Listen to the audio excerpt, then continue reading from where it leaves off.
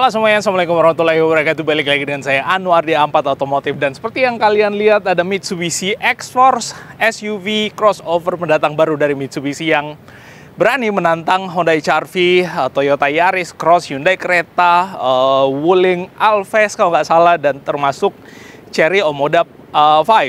Dan saya nggak tahu, mungkin di antara kalian yang selama ini ngikutin channel kita, ada beberapa yang menganggap bahwa saya ini sales karena selalu mengunggulkan produk yang saya review. Ya menurut saya nggak masalah juga ya. Kalian mau sebut saya sales kayak, kalian mau sebut saya sebagai anggota partai kayak apa, kayak terserah. Yang jelasnya kita bahas Mitsubishi X-Force kali ini dan ikuti ulasan kita sampai selesai.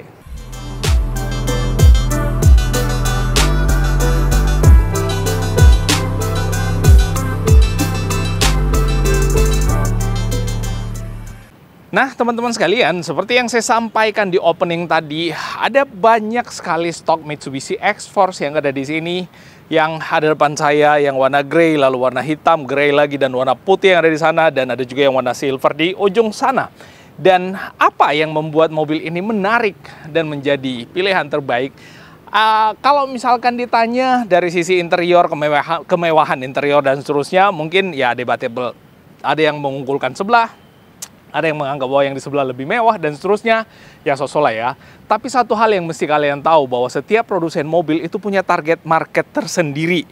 Jadi jangan kalian samakan semuanya. Misalkan ini, mobil ini target marketnya adalah untuk orang-orang yang berada di alam Indonesia, yang nggak begitu mementingkan kemewahan interior, sunroof lah, dan seterusnya, tapi kenyamanan berkendara dan ability atau kemampuan untuk dikendarai di segala medan. Karena mobil ini memiliki fitur berkendara yang cukup lengkap.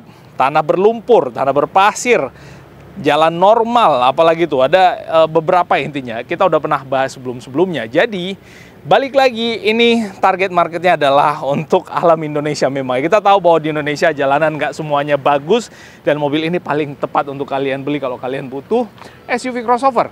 Dari depan, mobil ini pastinya nggak malu-maluin banget kalau misalkan kalian kendarai. Tampangnya lucu, tapi nggak unyu-unyu, lucu tapi kelihatan garang. Dengan bonet yang lebih tinggi nih kalau kita lihat, apalagi ada otot di bagian tengahnya, ada lekukan di bagian tengahnya, gundukan kayak gitu.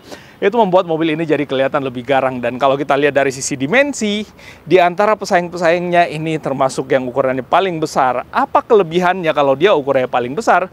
Pastinya handlingnya harusnya lebih nyaman dan pasti kelihatan lebih gagah juga.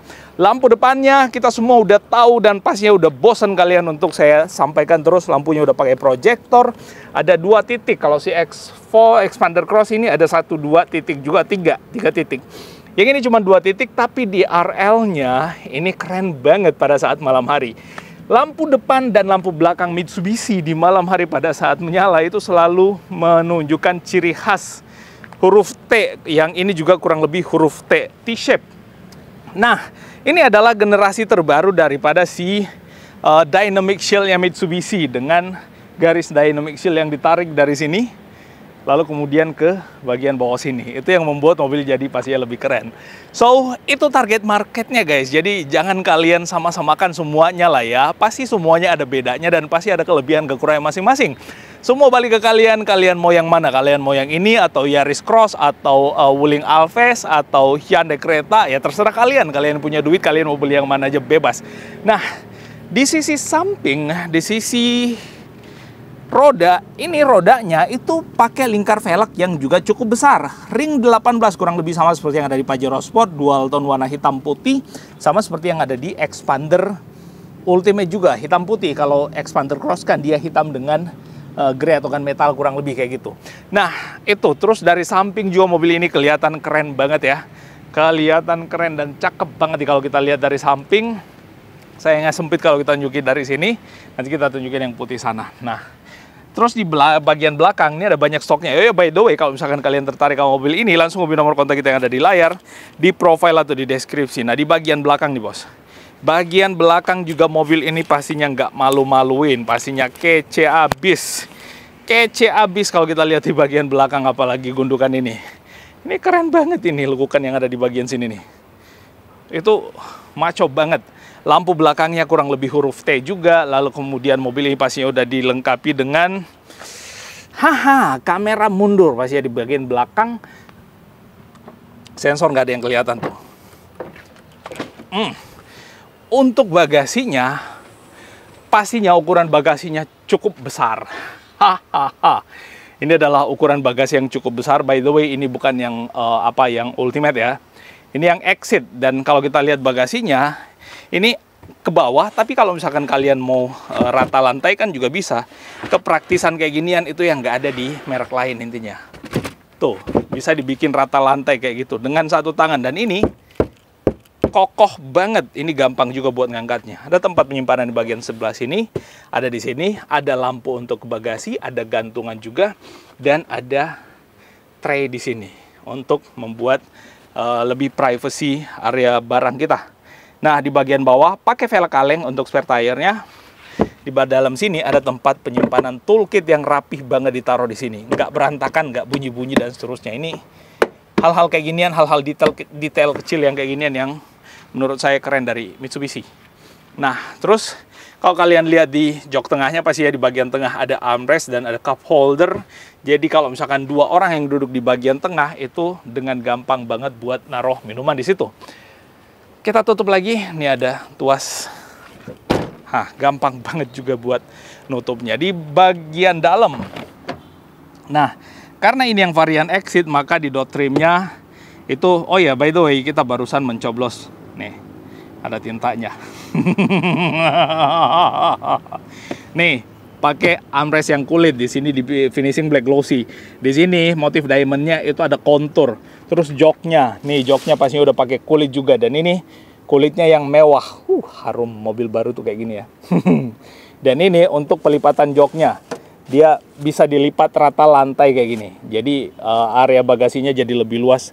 Nyampe ke bagian belakang dengan pelipatan seperti ini. Terus di bagian atas tuh plafonnya dia pakai plafon warna hitam semua. Jadi benar-benar kalem untuk bagian dalamnya. Ada blower AC di situ dan ada power outlet untuk USB-A dan USB-C. Situ sih bisa. Jadi handphone kayak Samsung juga bisa. Ada yang komentar kok bisa tuasnya kayak gini. Aduh, ini jadul ya. Ini bahkan di mobil-mobil Eropa Amerika setahu saya itu pakai yang kayak ginian, bos. Bukan soal jadul atau enggaknya. Lagian kalau kalian berkendara seberapa sering sih kalian ngakses hal kayak ginian? Justru malah ini lebih safety. Ini lebih safety, nggak gampang buat dimain-mainin sama anak-anak tuh. Kalau di situ kan ditoel-toel sama anak-anak gampang banget buat dimainin. Kalau ini susah buat anak-anak narik ke atas. Jadi hal-hal kayak gituan kadang-kadang kalian mispersepsi. Pakai tombol lock unlock juga. Untuk pintu drivernya kurang lebih kayak gini dan interiornya cukup mewah juga untuk sisi interior. Dan ini joknya pengaturannya bisa buat maju mundur. Nih bisa dimundurkan, bisa buat naik turun dengan model putar kayak gitu dan pastinya recline di bagian bawah sini. Dan kalau kita masuk ke dalam, nah ini kemudinya itu sama seperti yang ada di Mitsubishi Xpander, tapi untuk tombol-tombolnya nih beda. Music, lalu kemudian ada cruise control, ada voice command, ngangkat tutup telepon, terus transmisi udah pakai CVT pula yang pastinya hemat, bos. CVT itu hemat, tapi jangan kalian bejek-bejek gasnya terlalu dalam. Kalau kalian pakai CVT itu nggak bisa. CVT itu didesain smooth, tapi pasti dengan RPM yang serendah-rendahnya mobil melaju dengan setinggi-tingginya, tapi jangan kalian akselerasi terlalu dalam. Intinya udah pakai armrest, sekalipun ini yang varian Exit. Dan di bagian bawah sini ada cool box bisa untuk mendinginkan minuman pastinya. Armrest di bagian sini dan ini finishingnya kulit sama seperti setirnya. Ini stitchingnya mantap banget, ini enak banget buat digenggam. Head unitnya masih pakai yang analog kayak gitu. Kalau yang Ultimate pasti udah pakai yang digital. Terus di sini head unitnya juga nggak yang begitu besar. Tempat penyimpanan di bagian bawah ada. Di atas ini buat naruh handphone. AC-nya udah dual zone. Di sini ada tombol synchronize dan pastinya bisa di unsynchronize. Terus tempat penyimpanan di bagian bawah sini pastinya start stop engine buttonnya ada di bagian sini. Dan satu hal yang mesti kalian pastikan atau make sure adalah, oh ya satu hal lagi, ini di finishing dengan warna silver yang bukan silver menyala, silver yang kayak dark silver, jadi kelihatan kayak mobil-mobil mewah ala Eropa ya. Ada Twitter di situ, ada Twitter di bagian sana. Tapi yang Exit ini sound systemnya nggak pakai sound system Yamaha, dia pakai speaker yang biasa aja intinya. Well, menurut kalian gimana? Apakah tertarik atau menjadi pilihan terbaik untuk memboyong dan membawa pulang si Mitsubishi X-Force yang ada di belakang ini? Langsung hubungi nomor kontak kita yang ada di profil di deskripsi atau di layar kaca Anda sekalian. Nah, itu yang bisa kita ulas kali ini. Kalau ada yang salah dan keliru dari apa yang saya sampaikan, mohon dimaafkan. Dan kita ketemu pada update informasi otomotif yang seru dan menarik berikutnya. Assalamualaikum warahmatullahi wabarakatuh dan bye-bye.